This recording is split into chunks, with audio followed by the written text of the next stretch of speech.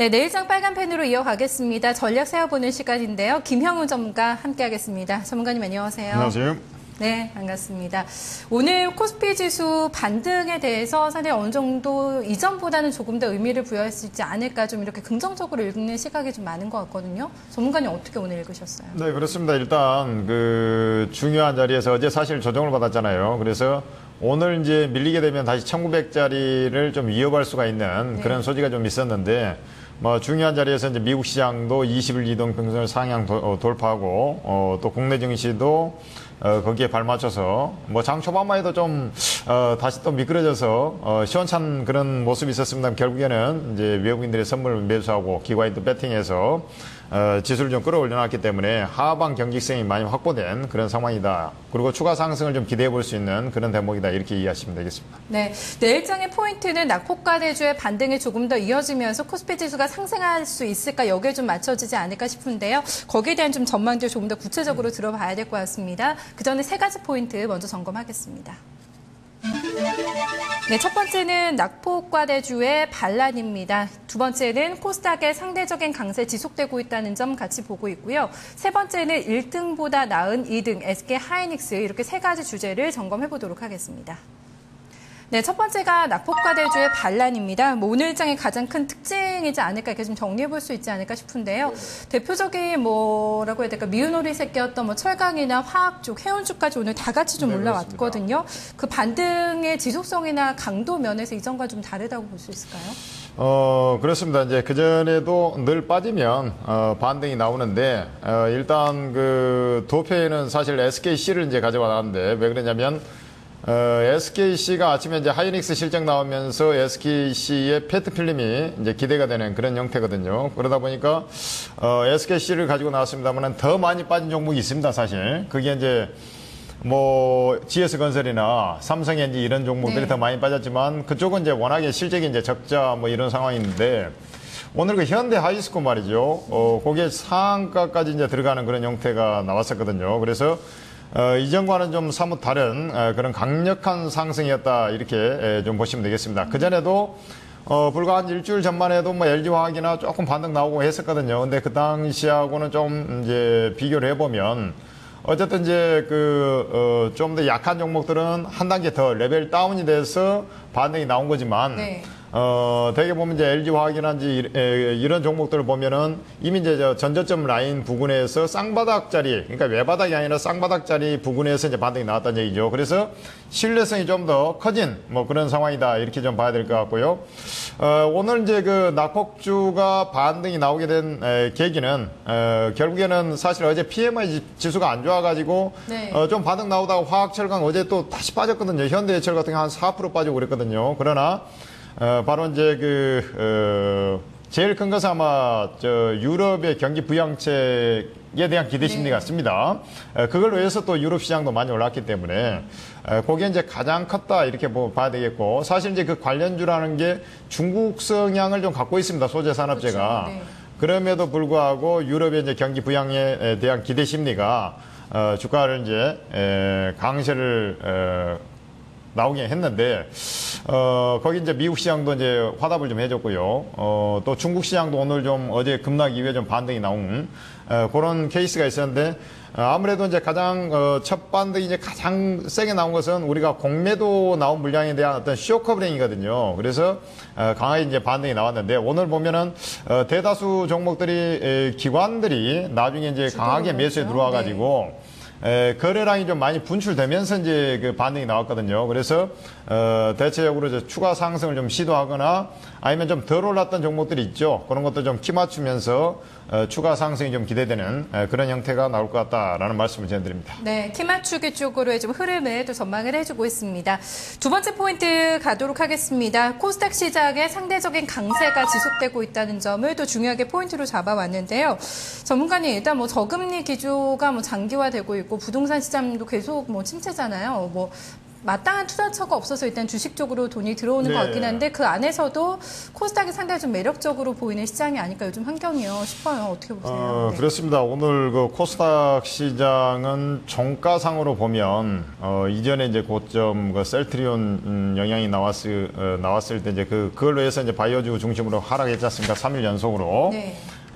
거기 이제 540까지 갔던 증시였는데요. 딱 3일 만에 3일 하락했다가 사실 뭐 엄청 급락이 나왔죠. 바이오 섹터 같은 경우는 특히 이제 그 셀트리온이 시가총액 1위였는데 셀트리온이 이제 어제 오늘 급하게 이제 반등이 나왔고요.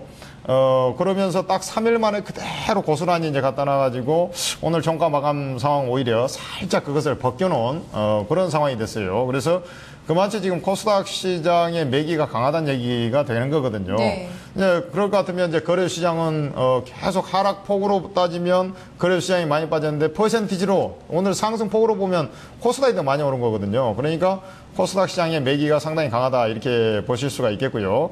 아무래도 이제 요렇게 좀 이해하시는 게 좀 좋을 것 같습니다. 지금 이제 그 소재 산업재가 이제 강하게 쇼커브링성 급반등이 나오긴 했습니다만은 어제 미국 시장을 보더라도 경기 민감주의 낙폭과대주가 그렇게 강하게 올라온 건 아니거든요. 사실 엄밀하게 보면.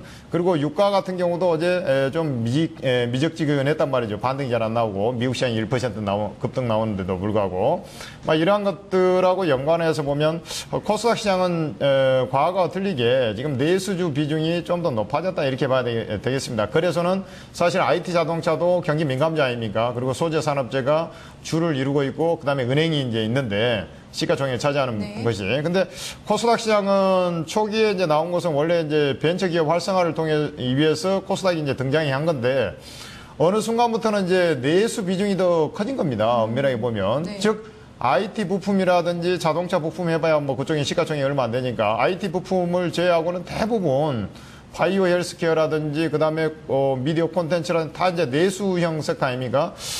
그렇게 돼가지고 내수 비중이 더 높아진 겁니다. 코스닥 시장이 네. 전체에서 차지하는 비중이 그렇게 돼 있는데 지금 추경 예산이라든지 경기 부양책이라는 것 자체가 지금 내수 부양 아닙니까? 그러다 보니까 내수 부양하고 맞물린 섹터가 역시 이제 코스닥이 많이 있고 또 직접적으로 또 핸들링 될 수 있고 네. 기관 입장에서는 거래소의 손실 저번에 한번 대규모 로스컷을 했지 않습니까? 손실을 복구하기 위해서 매매를 하다 보니까 코스닥의 수익률 게임 양상으로 좀 접근이 되는 그런 형태가 돼서 코스닥 시장의 상대 강세는 당분간 이어질 것 같습니다. 네, 일단 일봉 차트를 보면 아주 정확하게 V자가 그려지고 있습니다. 밀린 만큼 빠르게 좀 반등이 나오고 있는 시장인데요. 여기서 추가적인 상승 가능하다 쪽으로 또 시각을 정리를 해주고 있습니다. 세 번째 포인트 점검하겠습니다. 마지막 포인트는 1등보다 나은 2등 SK 하이닉스입니다. 전문가님. 답답한 1등주보다는 똘똘한 2등주로 갈아탈까 이렇게 좀 고민하시는 분들한테 좀 해답을 주시지 않을까 싶어요. 네. 제가 이제 그 하이닉스를 얘기한 것은 사실 이제 오늘 하이닉스가 실적이 나왔기 때문에 그렇습니다. 실적이 이제 영업이익 어닝 서프라이즈가 나왔거든요. 그런데 이제 하이닉스라고 이제 제목을 적은 것은 이제 오늘 이제 이슈가 됐던 사안이니까 그런데 LG전자도 말이죠. 지금 보면은 삼성전자 계속 답보 상태에 있다가 박스권 잠깐 이탈하고 막 이런 형태에 있을 때 LG전자는 시세가 상당히 낮거든요. 많이 낮죠. 네. 이런 부분을 보면 LG전자만 보면 추세 상승입니다. 엄밀하게 보면. 이렇게 해서 2등주가 좀 움직이고 있는데 외국인들이 전향적으로 지금 귀환이 안 되고 있습니다. 오늘도 현물 시장에서는 거래소 시장에서 외국인이 좀 매수를 안 했거든요. 이렇게 급등 나오는데도 불구하고 급반등이 나오는데도 이런 형태에서는 너무 덩치가 큰 종목은 조금 컨트롤하기가 좀 힘들다는 얘기입니다. 기관 입장에서도. 그러니까 우리가 블루칩 있으면 엘로칩 있지 않습니까? 그래서 엘로칩성 종목, 2등주, 3등주 군의 업종 내에서 그런 종목들이 수익률 게임 양상으로는 좀 더 낫다. 이렇게 보시면 될 것 같고요. 실질적으로 보면 이제 그 LG전자는 안 나왔습니다만 하이닉스 같은 경우도 같은 입장에서 봤을 때 시장 컨센서스라는 게 있거든요. 삼성전자가 예상치보다 조금 더 나왔습니다만 하이닉스는 더 월등하게 나왔다는 얘기죠. 그러니까 이런 부분에 대해서 좀 관심 있게 보면서 수익률 게임에 동참을 할 필요가 있다라는 말씀까지 전해드립니다. 네, SK 하이닉스와 LG전자까지 연일 좀 어닝 서프라이즈가 나와주고 있는데요. 좀 실적에 대한 우려가 경감이 되면서 지수 좀 강한 반등이 오늘 체크가 됐습니다. 낙폭과 대주에 대해서도 조금 더 신경을 써봐야 되는 흐름이 아닐까 싶어요. 내일장의 업종 어떤 업종 좀 공략해보는 게 좋을까요? 일단은 사실 업종 하면은 오늘 낙폭 과대주가 가장 어떻게 보면 이제 낙폭주가 올라오다 보니까 저 위에 잘 가고 있던 종목들은 음봉으로 오히려 하락한 종목들이 좀 있을 것입니다. 이제 시장의 거래대금이라는 게 한정이 돼 있고 하기 때문에 또 기관이 또 저것을 올라 있는 거 팔고 또 요걸 사다 보니까 그런 형태들이 나오는데요.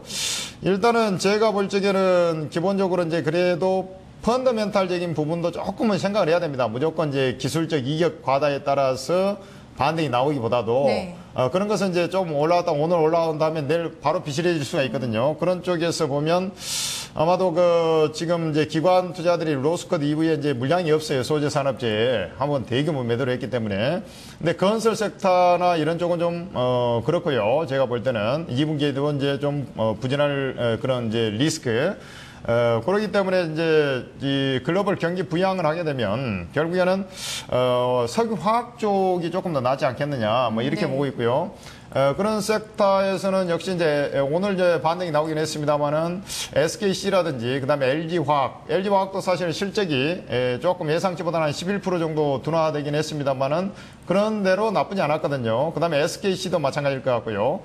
이러한 섹터군하고 그 다음에 이제 낙폭주 중에서 보면, 시아그룹 있죠? 철강에서. 그런 쪽이가 좀 상당히 저평가되어 있거든요. 그런 거 중심으로 해서 좀 볼 필요가 있지 않느냐. 막 이렇게 좀 판단이 되고요. 그 다음에 은행주도 좀 관심있게 좀 하나금융지주 같은 그러한 섹터들은 여전히 관심권에 좀 놓고 봐야 되겠다. 이런 말씀 전해드립니다. 네. 여기 안에서 이제 공략해볼 만한 종목을 좀 찾아봐야 될 것 같은데 어느 쪽에서 고르셨을까요? 어떤 종목인가요? 일단은 하이닉스를 제가 가지고 나왔습니다. 오늘 하이닉스는 시가 이후에 음봉이 나와가지고 좀 밀리긴 했습니다만은, 역시 주가가 실적이 나온 다음에 미리서 올라있다가 실적 나오면 차익 실현이 나오기도 하는 거거든요. 그런데 이제 하이닉스 같은 경우는 오늘, 사실 이제 옆으로 횡보를 하다가 조금 2% 떠서 나왔다가 음봉이 나왔는데, 여전히 뭐 괜찮다고 보고 있습니다. 왜 그러냐면, 영업이익이 원래 2,200억대 정도 예상을 했고요. 좀 많이 많이 나올 거라고 생각했던 애들이 2,500억대 요렇게 생각했는데 지금 3,000억이 훌쩍 넘었거든요. 그 다음에 여기에 D램 가격 상승이 이루어진 다음에 최근에도 고공권에서 박스권을 형성하고 있습니다. 그러니까 사실 실적은 후행적인 거고요. D램 가격의 형태를 그대로 따라간다는 얘기거든요. 하이닉스가. 그런 상황인데, 지금 이제 글로벌 스마트폰 출시들이 계속 이제 뭐 갤럭시 S4도 마찬가지입니다만은, LG전자도 옵티머스 G 프로, 그 다음에 이제 중국도 마찬가지고요. 그래서 모바일 D램 중심으로는 선전할 가능성이 있어서 뭐 박스권을 다시 돌파 시도하는 그런 형태가 나올 것 같습니다. 네, 오늘 보면은 29,700원이 이 종목의 신고가인데 29,600원까지 딱 오르다가 고점 대비 밀려서 빠졌거든요. 좀 재미있는 움직임이 나왔는데 어디까지 좀 가격 볼까요? 가격 전략 어떻게 세워볼까요? 일단은 뭐 현재가 전후 수준에서 주로 이제 29,000원이 좀 지지되는 거 확인하고 매수에 들어가는 게 좀 좋을 것 같고요. 목표 가격은 직전의 고점이 32,500원, 이 박스권을 돌파하면 박스권 만치 상승을 하는 것이고요. 그랬을 때 32,500원 정도 일단은 나옵니다. 그래서 32,500원을 1차 목표가로 잡고서 대응을 하면 될 것 같고요. 손절가는 추세선을 좀 그어보면, 사실 이제 손절 라인이 28,250원이 나옵니다. 그러니까 손절매를 좀 작게 잡아놓고, 즉, 29,000원 지지 확보되고, 움직이는, 다시 양봉 상승 흐름이 나올 때 매수에 들어가는 게 좀 좋다. 이런 말씀 드립니다. 알겠습니다. 오늘 얘기 여기까지 듣겠습니다. 고맙습니다. 네, 감사합니다. 네, 오늘 장의 가장 큰 줄거리는 기관 주도로 해서 낙폭과대주들이 반란을 일으켰다, 좀 반대 강했다는 점 가장 큰 특징이었습니다. 조금 더 연속성이 있을지 좀 내일장도 확인하는 과정이 될 것 같은데요. 점검해 보셔야겠습니다. 오늘 증권통은 여기서 인사드리겠습니다. 고맙습니다.